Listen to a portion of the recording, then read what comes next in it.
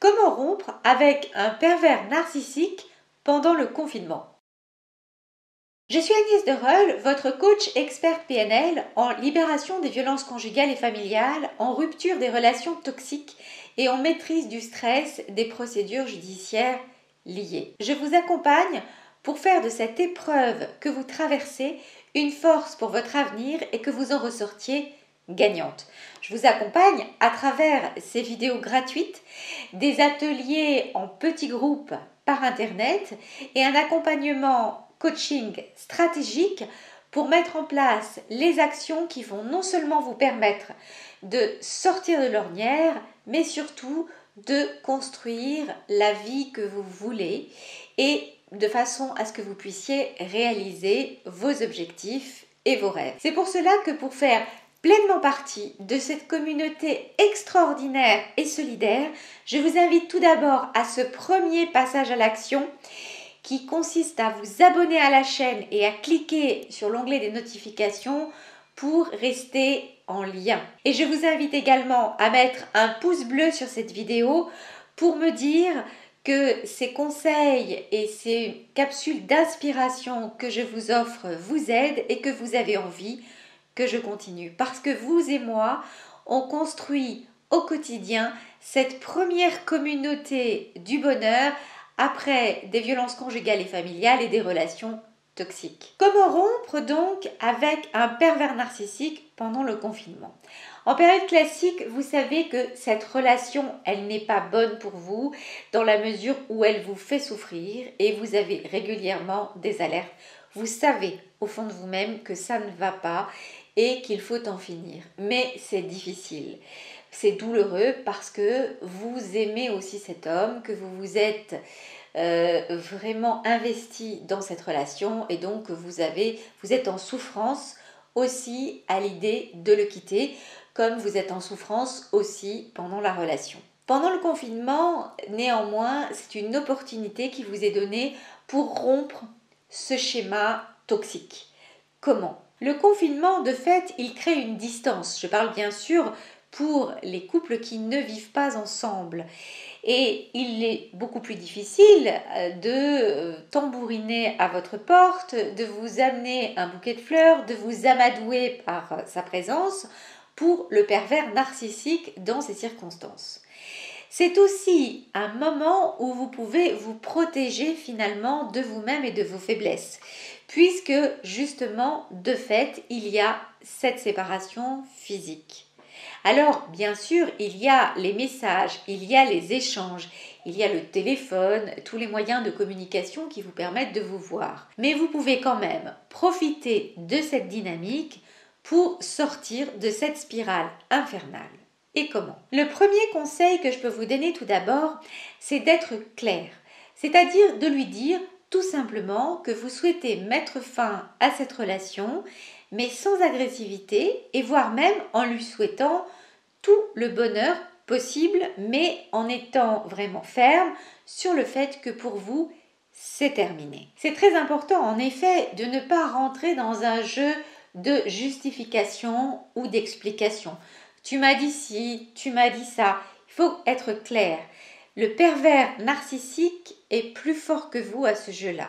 C'est-à-dire qu'il va retourner tous vos arguments à son avantage et vous chavirez le cœur, la tête, vous retournez de façon à ce que justement vous retourniez avec lui et que vous renonciez à cette décision.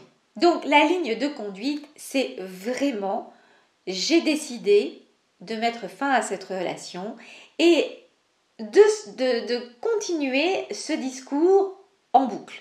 Je ferai très bientôt une vidéo sur les messages qu'on peut envoyer justement à un pervers narcissique pour le contrer lorsque vous avez du mal à vraiment couper contact, mais que vous voulez rester ferme dans votre ligne directrice qui est de stopper cette relation toxique. La deuxième clé, une fois que vous lui avez dit clairement que vous souhaitiez rompre, c'est vous-même de passer à l'action.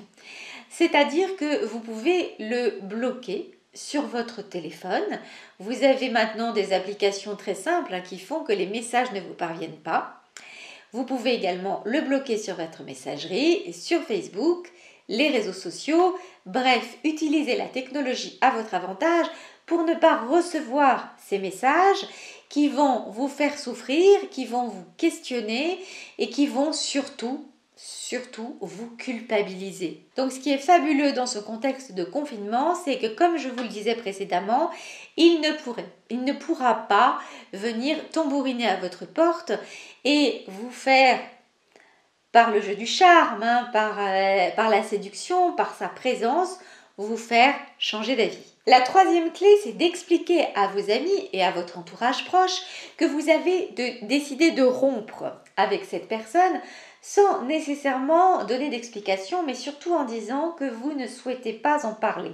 Parce que sinon, le fait de remuer ce qu'il vous a dit, ce que vous lui avez dit, comment s'est passée votre rencontre, les promesses qui n'ont pas été tenues, vos espoirs, votre souffrance, tout ça en fait, ça va continuer à réactualiser toutes ces difficultés et le but étant d'utiliser ce silence à votre avantage. Alors, je sais bien sûr que c'est difficile et que vous pouvez être évidemment tenté de craquer, de voir ces messages, de le rappeler et de ressentir ce manque. Mais le manque de quoi en fait? C'est le manque du bonheur que vous avez eu ponctuellement. Forcément, dans une relation, vous avez des bons moments.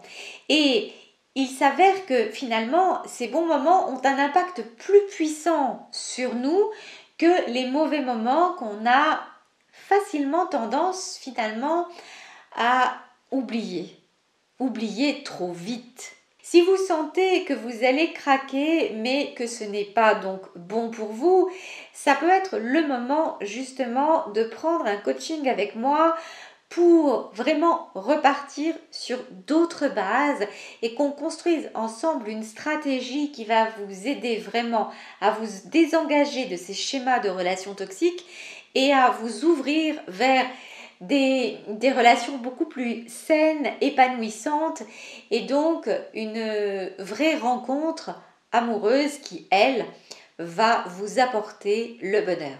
Et donc la quatrième clé, c'est vraiment de vous centrer sur vous, de profiter de ce temps de silence pour nouer des contacts avec d'autres personnes, parfois que vous pouvez avoir perdu de vue parce que le temps passe vite et que souvent une relation avec un pervers narcissique vous isole des autres personnes.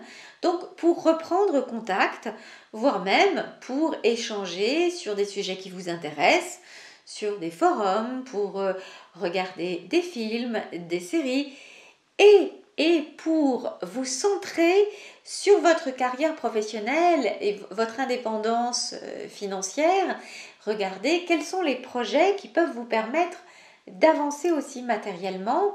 Donc si vous avez envie de créer un blog, de refaire votre CV, de reprendre des études, bref, de regarder ce qui peut vous tirer vers l'avant et vous amener à construire la vie de vos rêves. Je vous invite de nouveau à vous abonner à la chaîne en cliquant sur l'onglet des notifications pour vraiment rester en lien avec cette si belle communauté du bonheur après des violences et des relations toxiques. Et si vous appréciez ce contenu gratuit et inspirationnel que je vous offre, de bien vouloir me mettre un pouce bleu, ce qui me fait toujours très plaisir. Je vous remercie, je vous souhaite une bonne fin de confinement et de belles réalisations pour ce qui vous tient vraiment à cœur. Je vous embrasse et je vous dis à bientôt.